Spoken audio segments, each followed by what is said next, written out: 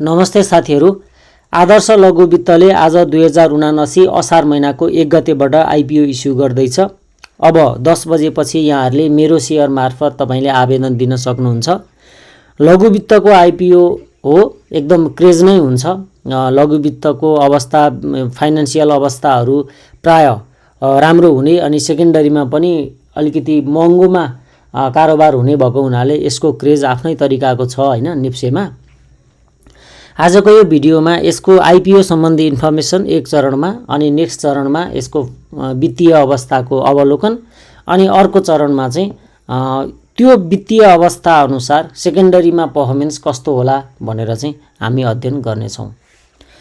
पहिला सुरुमा कम्पनीले अहिले इस्यु गरेको छ यो 62,615 किता, यो सर्वसाधारणलाई, कर्मचारीलाई 3350 किता र 1035 किता चाहिँ यो जारी पुँजीको 0.5, यो चाहिँ कर्मचारीलाई, अनि यो म्युचुअल फन्डलाई चाहिँ 3350 है, सरी।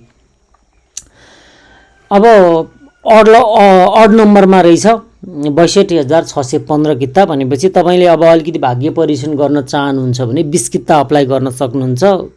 4-5 जनालाई चाहिँ 11 किता पर्ने चान्सेस पनि छ। त्यही भएर 20 किता भर्नु होला। 2000 प्लस सियासबा चार्ज चाहिँ ब्याङ्कमा ठिक्क लोड गर्नु होला यदि 20 किता भर्न चाहनुहुन्छ भने। कति किता भर्ने सन्दर्भमा यही हो कुरा। आजबाट खुलेको छ, यो 5 गतेसम्म जारी रहन्छ। आज पहिलो दिनको पहिलो घण्टातिरै लगभग ओभर सब्सक्राइब हुन्छ। त्यही भएर यो निष्कासन बन्द हुने ढिलोमा 3-15 गते यो यसलाई नोटिस नगर्नु होला, 5 गते भित्रै भर्नु होला है। अब यो अब आइपिओ भर्दाखेरि हामीसँग त्यस्तो आइपिओ पार्ने त्यस्तो ट्रिक्स त्यस्तो केही पनि छैन। हामीले हाम्रो एप्लिकेसन रिजेक्ट नहुने गरी भर्ने भनेकै त्यो नै ट्रिक्स हो, त्योभन्दा बाहेक कुनै ट्रिक्स छैन। त्यही भएर तपाईले चाहिँ पहिला सुरुमा यदि तपाईले 2टा डिम्याट तपाईसँग छ, योभन्दा अगाडि 2टा डिम्याटको कारणले गर्दा डिस्क्वालिफाई भइसकेको छ भने आफ्नो एउटा डिम्याटलाई बन्द गराएर या त्यसको अरू कसैले एक्सेस गरेको छ भने पासवर्ड चेन्ज गरेर मात्रै आफ्नोबाट भर्नु होला अनि ब्यालेन्स इनफ लोड गरिदिनु होला। त्योभन्दा बाहेक अरू त्यस्तो रिजेक्ट हुने कुनै कारण छैन। अनि मेरो सेयरमा भर्दाखेरि प्राय अब त्यो अप्लाई सक्सेसफुल्ली भयो भएन, कहिलेकाहीँ त अब इन्टरनेटको ट्राफिकले गर्दा पनि त्यो तपाईले अन्तिममा सक्सेसफुल म्यासेज नआइकन चाहिँ एकचोटि कमसेकम एकचोटि भेरिफाई गर्नु होला हैन। त्यति हो हाम्रो हातमा भएको। यो आइपिओ सम्बन्धी इन्फर्मेसन भयो। अब कम्पनीको वित्तीय अवस्था कस्तो छ त भन्ने सन्दर्भमा चाहिँ यो सबभन्दा सुरुमा भएकोबाट पनि धेरै कुरा थाहा हुन्छ। यसको अहिलेको 78-79 को नेटवर्थ 156, प्रति शेयर आम्दानी 20.60 अनि नेटवर्थमा प्रतिफल 9.33% रहेको देखिन्छ। अब अन्य विवरणहरू हेर्नु पर्दा चाहिँ यसको विभिन्न यो प्रोस्पेक्टस एकचोटि डाउनलोड गरेर पनि अध्ययन गर्न चाहिँ सक्नुहुन्छ। यो त्यस्तो ठुलो बिजनेस चाहिँ एकदमै धेरै विस्तार भएको संस्था चाहिँ हैन। यो चाहिँ अब भनौँ न अहिलेसम्म 7वटा शाखाबाट यसले सञ्चालन गरिराखेको छ। काठमाडौँ, भक्तपुर, काभ्रे, ललितपुर, ललितपुर र सिन्धुली हैन। यति 3-4वटा जिल्ला, 4-5वटा जिल्लामा मात्रै अहिलेसम्म सीमित छ। सम्भवतः आइपिओ इस्यु पश्चात यसको बिजनेस अब ग्रो हुन सक्छ। अन्य विवरणहरू यसको वेबसाइट adarshmicrofinance.com छ। त्यसको मैले 3rd क्वार्टरको रिपोर्टहरू हेर्दा पनि लगभग यसको क्यापिटल फन्ड टु आरडब्ल्युए अहिलेसम्म 8.02 को अवस्थामा छ, जुन बढाउनु पर्ने। यसले चाहिँ आफ्नो एउटा सञ्चित मुनाफा या इक्विटी हैन क्यापिटल बढाउनु पर्ने चुनौती योसँग छ। नन पर्फर्मिङ लोन त एकदम ठिक छ, 1.41 भनेको लघु वित्तको धेरै राम्रो हो हैन। लघु वित्तको विशेष गरी अलिकति बढी नै हुन्छ र यसले प्रोभिजन पनि नन पर्फर्मिङ लोनको लागि छुट्याएको छ। कस्ट अफ फन्ड 9.15 छ। लास्ट इयर यही कस्ट अफ फन्ड चाहिँ 5.78 थियो हैन।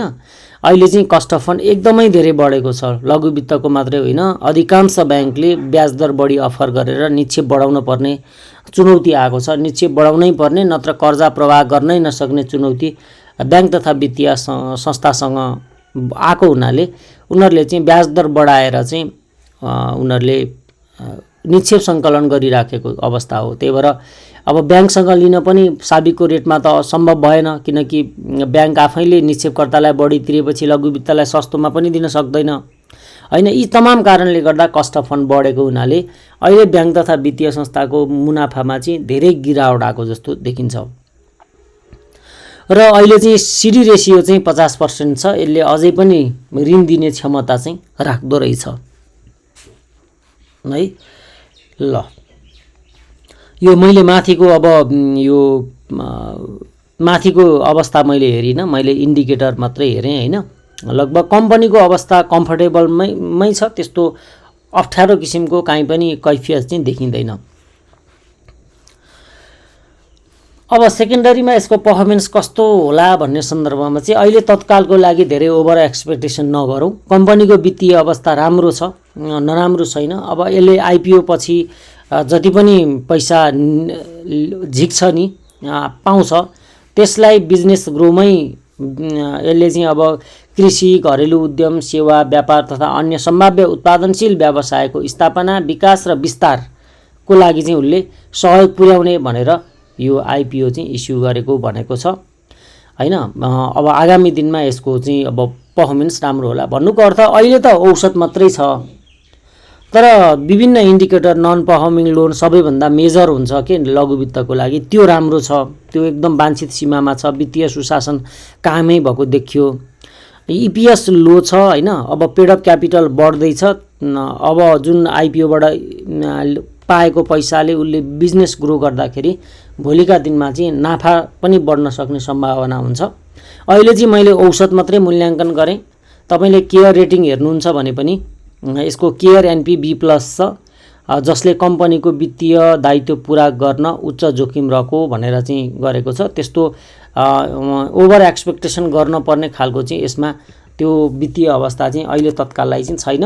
तर यसको फाइनेन्सियल हेल्थ चाहिँ राम्रो भएको हुनाले भोलिका दिनमा ग्रो हुन सक्ने चान्सेस पनि त्यतिकै रहेको चाहिँ देखिन्छ है। अब यहाँ केयर रेटिङ भनेको चाहिँ अलिकति उनीहरूले डेप्थमै गएर कम्पनीको एनालिसिसहरू गरेको हुन्छ होइन। यो चाहिँ केयर रेटिङ भनेको उच्च जोखिम रहेको भनेर केयर एनपी B+IS चाहिँ प्रदान गरेको देखिन्छ।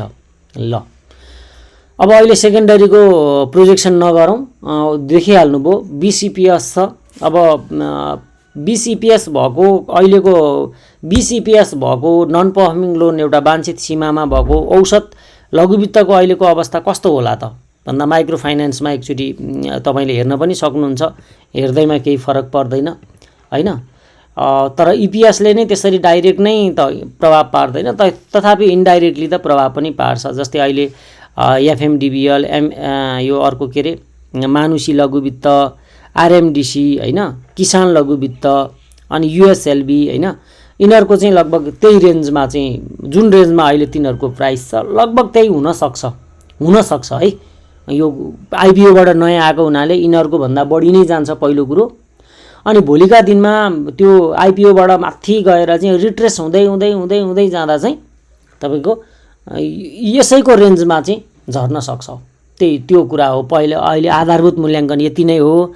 बाँकी बजारले तय गर्ने कुरा, भोलि नेप्सेले सपोर्ट दिँदै जाँदाखेरि, अहिले त नेप्से पनि त डाउन ट्रेन्डमा छ नि त, नेप्सेले पनि सपोर्ट दिँदै जाँदा कम्पनीको वित्तीय अवस्था सुध्रिँदै जाँदा त राम्रै पनि हुन्छ।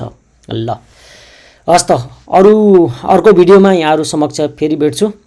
एकदम कम्पिटिटिभ छ आइपिओ चाहिँ, पर्ने चान्सेस एकदम लो छ।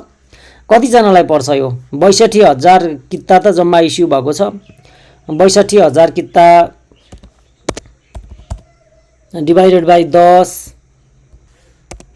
गर्दाखेरि जम्मा 62,000लाई पर्छ, 25 लाखले भर्छन्। डिभाइडेड बाई 25 लाख इन्टु 100 गर्दा 0.24लाई मात्रै पर्छ। तर भाग्य कसैको पेवा हुँदैन, तपाईँको पनि उति हो, मेरो नि उति हो। हामी सबैको पर्ने चान्सेस बराबर हो, त्यही भएर भर्नुपर्छ है।